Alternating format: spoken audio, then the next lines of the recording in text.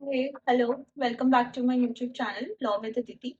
तो अभी डिनर का टाइम हो रहा है, so I am cooking dinner, but I thought I just do a short video क्योंकि मेरे दिमाग में टॉपिक घूम रहा था that I want to talk about this basic structure of Indian constitution. तो this is the time that I have. तो साथ साथ हम लोग खाना बनाएंगे, साथ साथ basic structure Kesavananda Bharati case in particular उसके बारे में बात करनी है कि बेसिकली नॉट कि केशव ऑब्वियसली एवरीबडी नोज कि Kesavananda Kesavananda Bharati case बहुत ज्यादा इंपॉर्टेंट है, but there are other things जो कि केशव नंदा भारती जजमेंट आपको सोचने में मजबूर करता है। So that is the part that we are gonna focus on in this video. तो ये मेरा थोड़ा फर्स्ट यूट्यूब वीडियो है, so I am not very good at editing, तो थोड़ा बहुत बेयर कर लेना। प्लस पीछे क्योंकि दिवाली आने वाली है तो घर में ऐसा व्हाइट वॉश वगैरह का काम चल रहा है, तो bear with me a little bit. खाने में हम उपमा बना रहे हैं, so let's start with dinner क्योंकि dinner is more important. This is also important, but खाना तो खाना ही है। मैं vegetables ले रखे हैं, I'm gonna cut it and साथ के साथ we are gonna talk about this judgment. So सबसे पहले we'll start with a story. ठीक है, तो स्टोरी में क्या होता है कि एक राजा होता है, ठीक है, राजा की प्रजा होती है। तो अपने पूरे शेड्यूल में से डेली 1 से 2 घंटा जो है वो राजा अपनी प्रजा को देता है एंड उनके सारे प्रॉब्लम्स वगैरह सुनता है, उसको हेल्प करता है।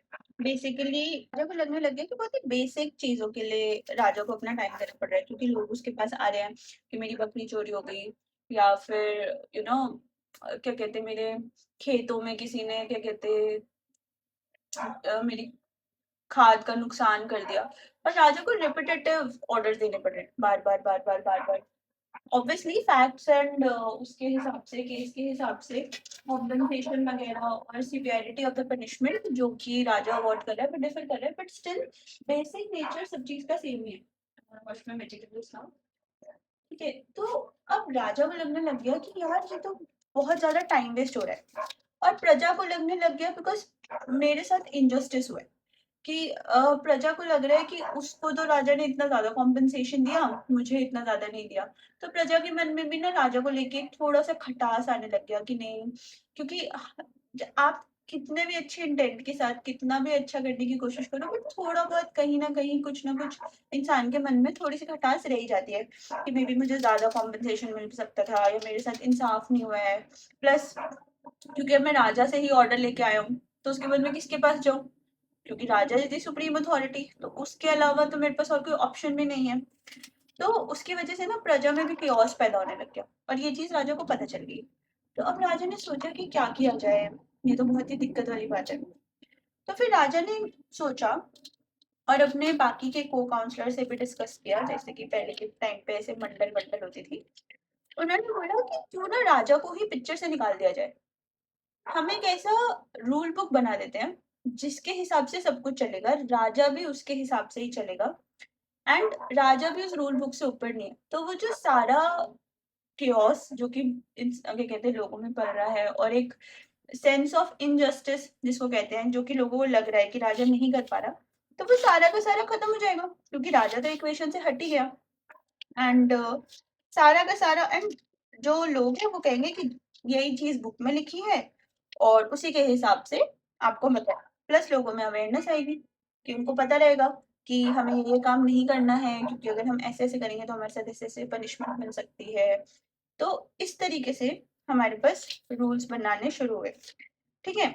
और फिर राजा ने क्या किया, राजा ने बोला फटाफट ये आइडिया तो बहुत ही ऐसे मस्त है, तो आप एक काम करो, एक मंडली बिठा दो जो कि रिसर्च एंड डेवलपमेंट करेगी अपना और ये रूल बुक बनाएगी, ठीक है। अब यहाँ पे ये ही जो मंडली है जिसकी मैं बात कर रही हूँ, इंडिया में 1947 के बाद ये आपकी बनी ड्राफ्टिंग कमेटी, जिसके हेड कौन थे वो आप मुझे कमेंट सेक्शन में बताओगे कि who was the head of a drafting committee. बहुत ही इजी क्वेश्चन है, everybody must be knowing this, India में रह के तो। प्लस उन्होंने उसके बाद बोला कि अपना ड्राफ्टिंग कमेटी और ये जो रूल बुक की मैं बात कर रही हूँ ये था हमारा कॉन्स्टिट्यूशन, और जो आरएनडी की बात कर रही हूँ वो ये था कि आजू बाजू जो हमारे क्या कहते हैं कॉन्स्टिट्यूशन है, जैसे यूएस का कॉन्स्टिट्यूशन हो गया, इंग्लैंड का कॉन्स्टिट्यूशन हो गया, इन सबको पढ़ाई करा, ऑस्ट्रेलिया हो गया, आयरलैंड हो गया, क्योंकि ये सारी चीजों जगहों पे ऑलरेडी फ्रीडम रेवोल्यूशन वगैरह हो चुका था एंड कॉन्स्टिट्यूशन ऑलरेडी बन चुका था। तो ऑब्वियसली उन सब की कॉन्स्टिट्यूशन की स्टडी करी।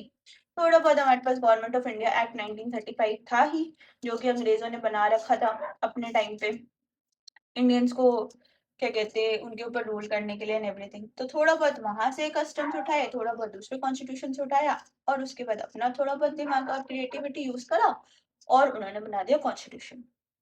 वन थिंग जो कि which can not be stressed enough कि जो भी हमारे फोर फाउंडर्स थे और जो भी ड्राफ्टिंग कमेटी में लोग थे एंड जिन्होंने भी कॉन्स्टिट्यूशन बनाने में अपना योगदान दिया है, they have done a wonderful job, like literally salute to them.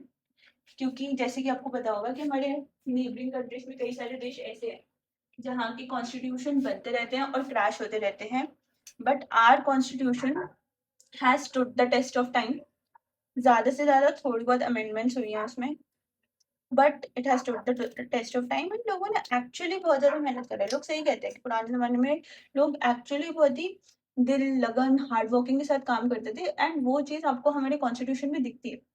ऐसे ही नहीं कहते दैट इट इज द ऐसे लेंथीएस्ट रिटन कॉन्स्टिट्यूशन एंड बहुत ही मतलब हालांकि ऑलमोस्ट ऑलमोस्ट 2 साल 11 महीने 17 दिन लगे थे कॉन्स्टिट्यूशन को बनाने में, which is almost like 3 years।